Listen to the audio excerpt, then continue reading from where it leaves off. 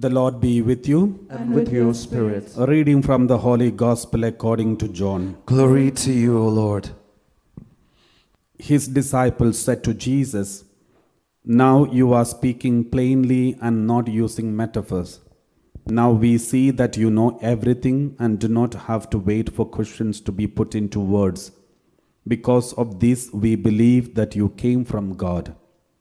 Jesus answered them, "Do you believe at last? Listen, the time will come. In fact, it has come already, when you will be scattered, each going his own way, and leaving me alone. And yet I'm not alone, because the Father is with me. I have told you all this, so that you may find peace in me. In the world you will have trouble, but be brave. I have conquered the world."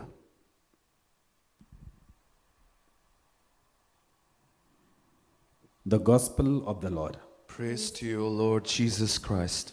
Please be seated. Praise the Lord. Thank you, Jesus. Praise you, Jesus. My dear brothers and sisters, today, this Bible passage which you just heard is very important passage, because this is exactly happened when it was just before the prayer of Jesus and then the persecution of Jesus and the passion of Jesus. Therefore, this is very important moment when Jesus prayed all these things. So let us take one by one this Bible passage and see what exactly the Lord wants to tell us through this word of God. So there is something that is happening at this moment. So let us take once again, let's take this passage once again from the word of God. Let's read Gospel of John chapter 16, verse 24 onwards. They said, "Until now you have not asked for anything in my name. Ask, you will receive, so that your joy may be complete." Verse 25. "I have said these things to you in figures of speech. The hour is coming when I no longer speak to you in figures, but will tell you plainly of the Father." Let's continue. "On that day you will ask in my name. I do not say to you that I will ask the Father on your behalf." Verse 27. "For the Father himself loves you, because you have loved me and have believed that I came from God." Verse 28. "So I came from the Father and have come into the world again. I'm leaving the world and I'm going to the Father." You know the background of this Bible passage. This is happened exactly when Jesus was telling all these things to the disciples. One of those disciples were absent in his group. That was Judas. And Judas was already in communion with the enemies. He was bargaining with them in front of them about money, how much money he has to pay, he has to get in order to betray Jesus. So this plotting against Jesus is being carried out behind the scene when Jesus is speaking all these things. Let us continue reading verse 29 onwards. This is today's reading. "His disciples said, 'Yes, now you are speaking plainly, not in any figure of speech.'" And then verse 30, we read like this. "Now we know that you know all things and do not need to have anyone question you. By this we believe that you came from God." You know, the human tendency is only when you understand everything, you say, "Oh, everything's from God." When you don't understand, you just deny it. This is not correct. There are many things which we don't really understand even today. And even the so-called developed scientist and science is unable to explain what is exactly happening through this virus. And then imagine how much more we will be able to understand, and how much more difficult it is to understand the Lord who is beyond time and space. When a virus came in time and space, we are not able to understand. Then how can you understand God who is beyond time and space? Therefore, there are many things which we are not understanding. It is a clear sign it is coming from God. If you understand everything, it need not be from God, but it is nothing, because we comprehend everything. So here these people have a misunderstanding about God. Verse 31, we read like this. Then Jesus answered them, do you now believe? You think you believe in me now. You are wrong. So the disciples thought, oh, now we understand everything, so we believe in you. But Jesus knew they don't understand at all. Especially now, they don't understand anything. So Jesus said, do you believe now? Then verse 32. The hour is coming indeed, it has come, when you will be scattered, each one to his home, and you will leave me alone. Yet I am not alone, because the Father is with me. See, this is very important. The hour is coming. You all will be scattered. You all will be deserting me. You all will abandon me. And then he added one sentence. Indeed, it has come. It is already. Why? Because behind the scenes, one of these disciples is planning to betray, plotting against him. Jesus knew, even when he was talking these things in front of the disciples, Jesus knew one of his beloved disciples is betraying him behind the scene. And then, therefore, Jesus said, the hour is coming, is already come. Remember, when the disciples were so happy about the teaching, when they were so excited about the teaching, when they were praising Jesus, Jesus, we believe, we believe. In fact, that was the weakest moments of their life. The weakest moment of their life is when you think you know God. And what is the strongest moment of your life? When you don't know any clue about God, still depend on Him, is your most powerful moment of your life. You know, Mother Teresa, in the last days, she revealed a secret. She said, so many years she was in darkness. So many years she didn't know what exactly the power of God, and she was in the dark night of the soul. So many years. And she said that was the time she could do great things in this world. And all the new convents which are started in different countries, that happened during those times of struggle, when she could not understand who God is and what God is, what God wants from her. That was the time she spent a lot of time in the chapel and prayed, and then God used her powerfully. If anyone among you think, oh, I know God, understand God now, I understand Bible better, then be very careful. This is the weakest moment of your life. You know, those who are very humble and simple in their faith will never leave the church. Who are the people who are leaving the church? Those who think, I know the Bible. I know the Bible, I know the interpretations. They are the people who are dividing the church. They are the people who are creating denominations and groups. But those who say with the simple prayer, Our Father, Hail Mary, and glory be to the Father, and pray every day with some novenas and rosaries, they won't be controlled by these wrong things, because they know they don't know God. Therefore, they just trust in God. Whatever that comes in front of them, they just believe and follow God. My dear brothers and sisters, here the disciples thought, oh, now I understand, we understand you perfectly. Then Jesus said, really? Now you are going to be scattered. Now one by one you are going to deny me. Everyone are going to leave. This is something shocking, my dear brothers and sisters. This is what we need to examine our conscience and see, where are we now?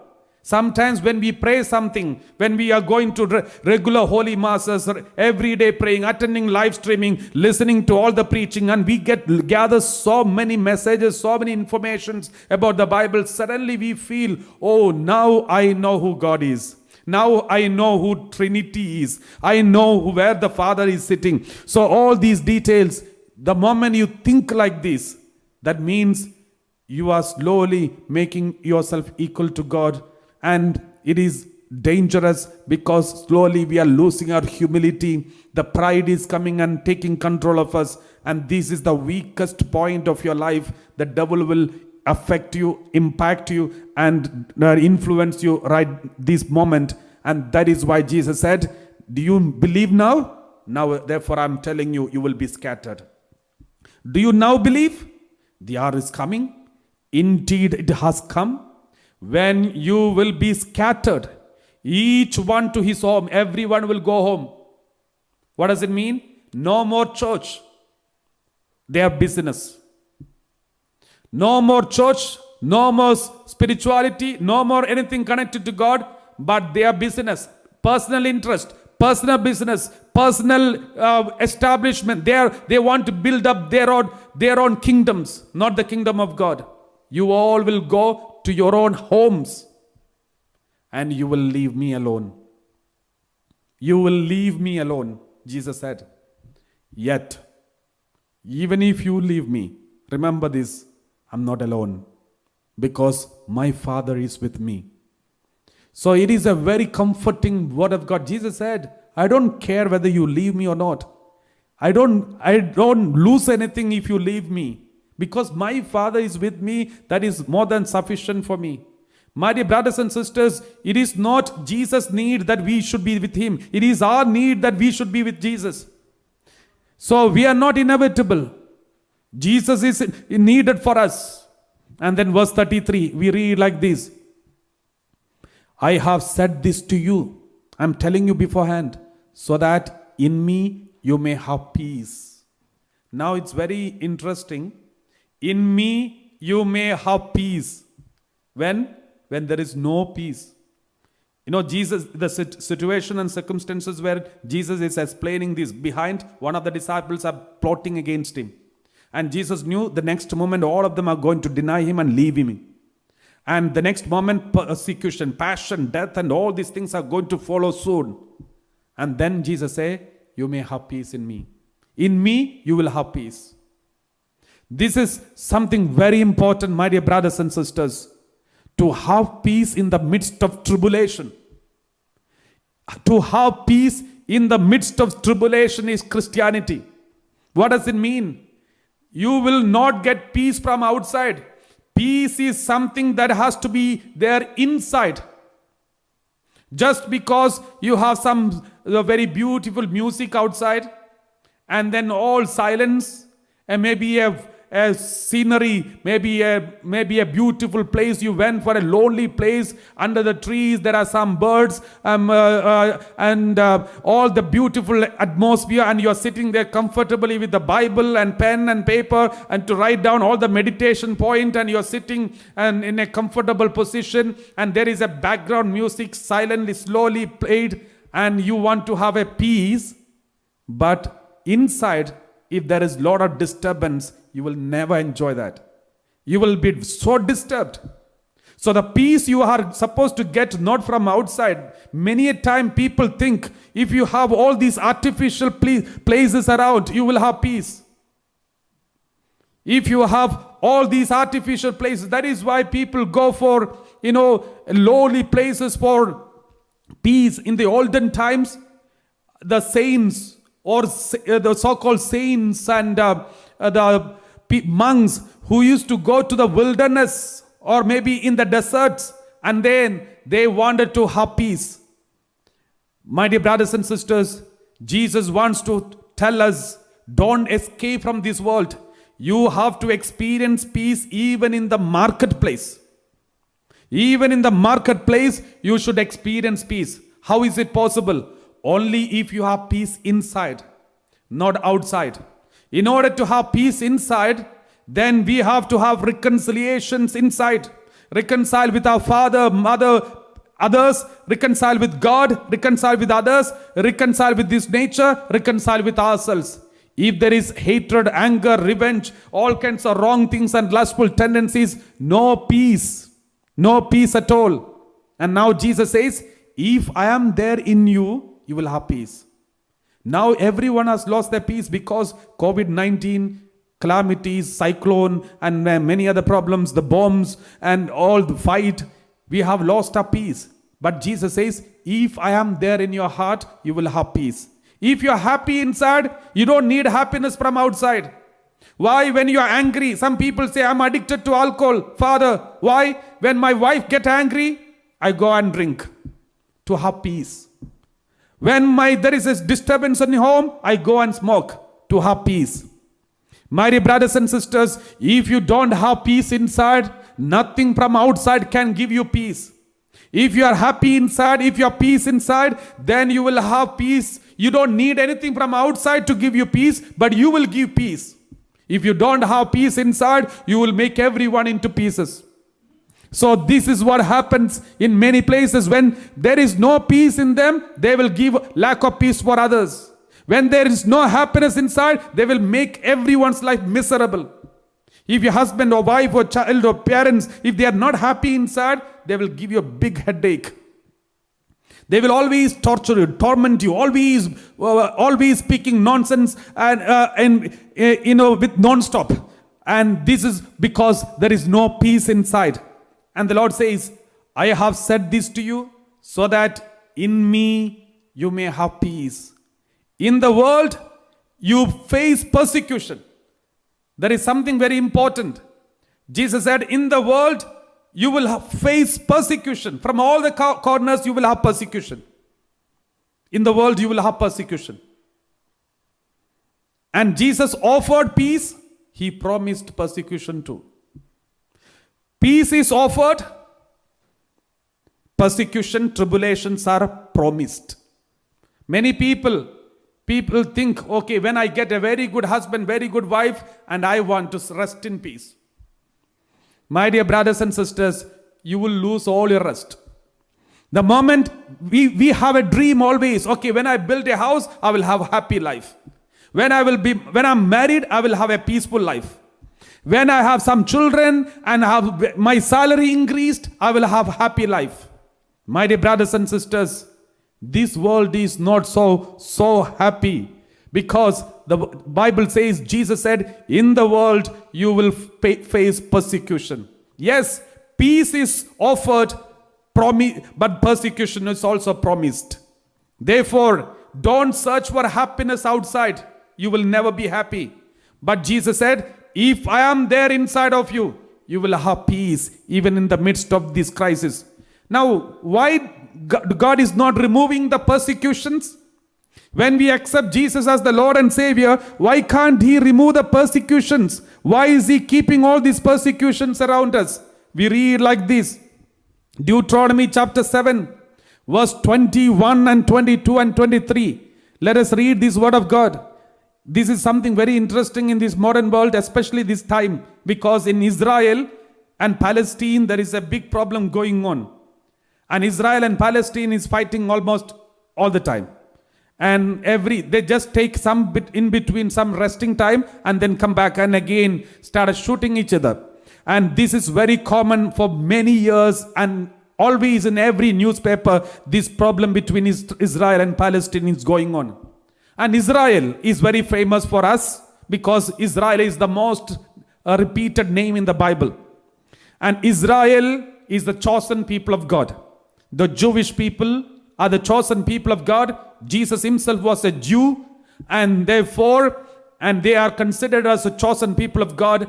And Israel is the place, the land is initially from eternity God has given to them, that land of Israel.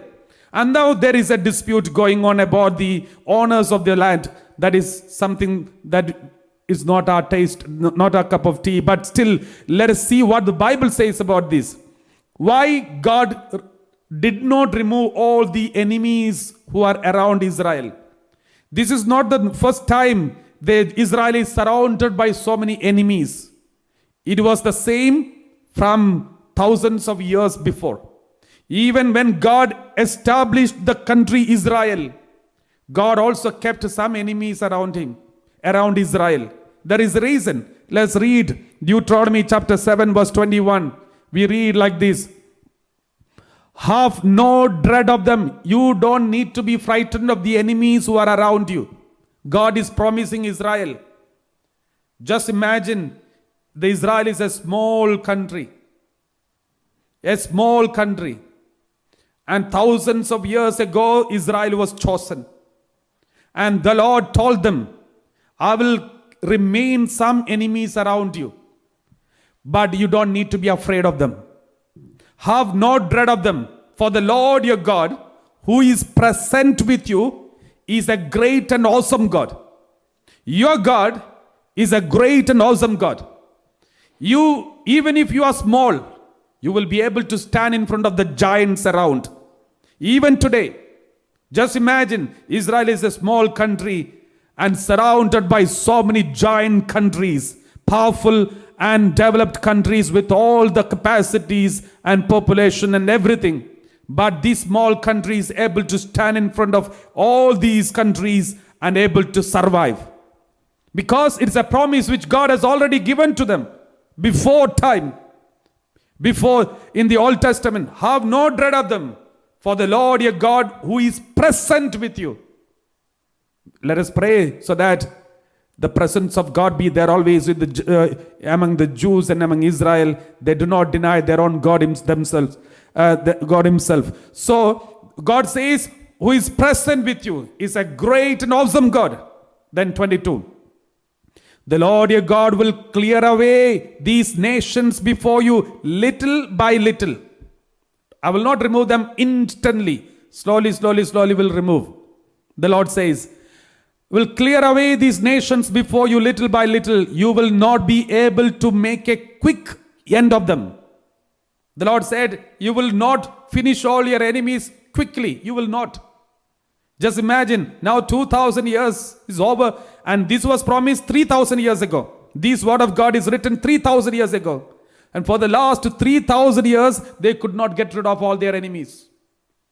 Because it's already promised in the Bible, told by God himself. You cannot remove them quickly. Otherwise, the wild animals would come too numerous for you.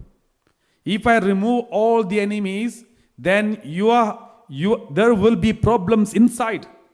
There will be wild animals, evils, all kinds of wrong things and evil things. You will never be united. There will be disunity and all kinds of problems will be there inside of you.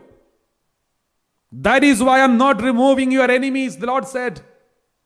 My dear brothers and sisters, today, if the Israel is so powerful because of the enemies, if there was no enemies, Israel will never become so powerful. And each inventions that they have, it is because in defense of something. And the new things they found. I'm just trying to compare with the secular Israel today with the biblical Israel and what is written in the Bible.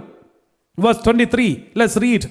But the Lord your God will give them over to you and throw them into great panic until they are destroyed. Let us read another word of God. Judges chapter 3 verse 1. Judges 3:1. God also said one thing. When God established Israel there in the country of Israel, they still had some enemies around them. We read, now these are the nations that the Lord left to test all those in Israel who had no experience of any war in Canaan.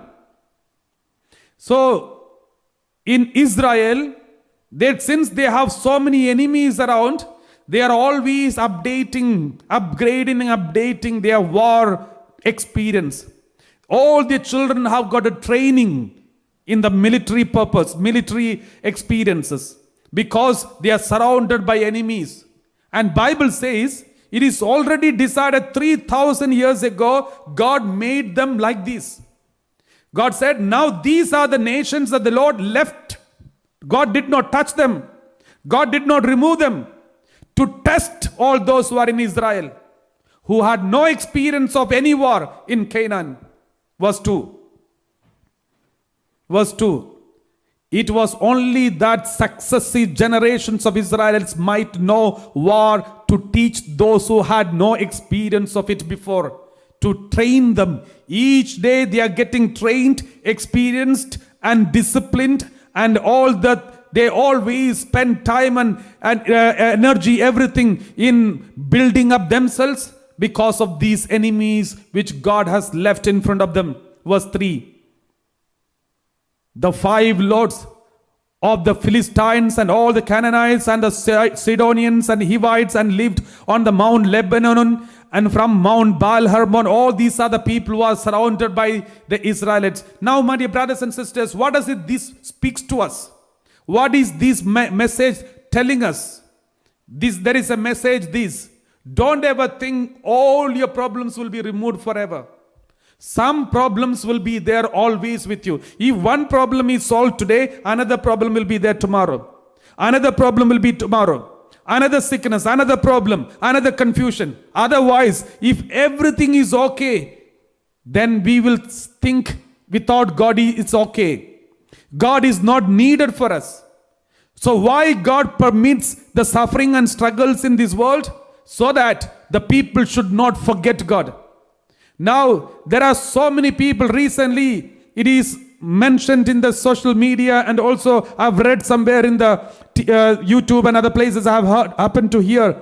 During this pandemic time, most of the people were searching for God. The word God is the most searched thing in the internet, because everyone started searching about God. Everyone started to think about heaven and hell. Everyone started to think about death. Because of this virus. There are also good things that is happening in this world because of this pandemic. And remember why God permits all these testing things around, all these tribulations and confusions and around, because we should be disciplined. We should be trained. We should be tested.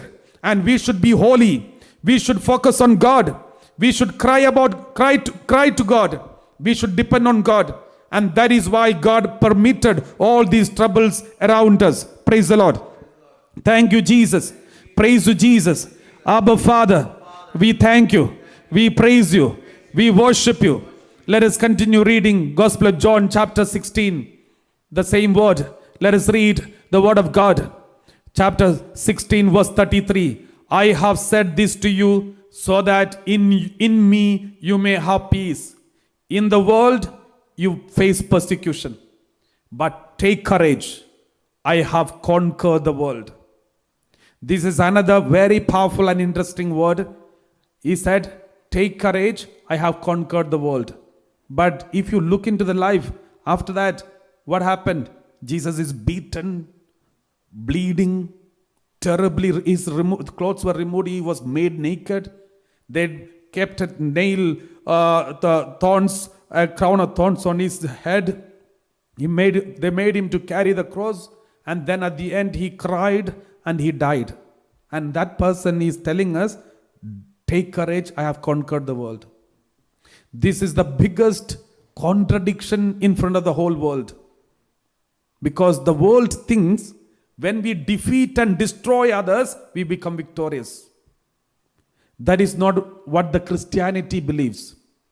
Christianity believes in order to save you, when we destroy ourselves, in order to help you when we are ready to die, in order to heal you when you are ready to be wounded, we become victorious.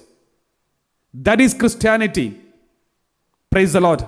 So if you look into the life of all the apostles, all are the first Christians in the history 2000 years ago, all of them, they spread the Christianity not by sword and power and authority, but by their own blood. This is the difference of Christianity. If anywhere, in any country, if Christianity is spread with the power and the sword, that Christianity will soon end. There is no doubt about it. But the true Christianity, which is spread through the preaching of the gospel and through the attraction, through the conversion of the people, will last forever.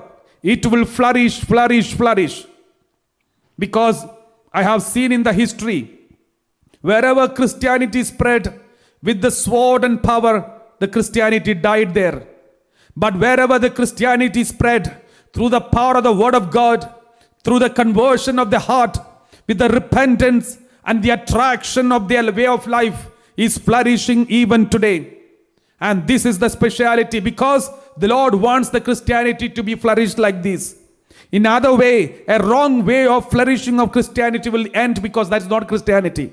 That is only in the name of Christianity, something like Christianity, and something seems to be Christian life that need not be true Christianity. Therefore, those things will end, but the true Christianity will flourish. Praise the Lord.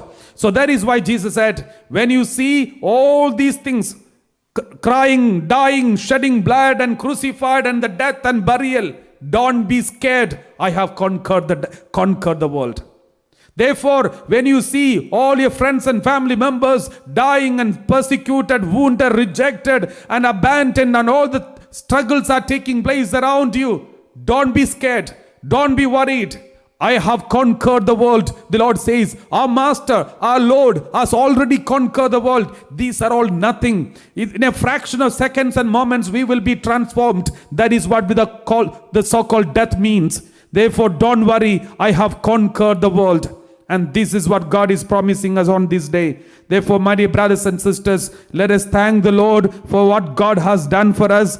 Let us thank the Lord for all the tribulations which God has promised. And let's thank the Lord for the peace that He has offered inside of us. The peace that we are experiencing inside. When we confess, when we repent, when we are united to God, the peace and joy that we experience inside, that is sufficient for us.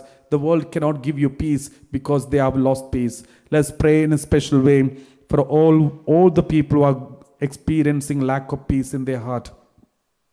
Because nothing is peaceful taking place around. And inside also no peace.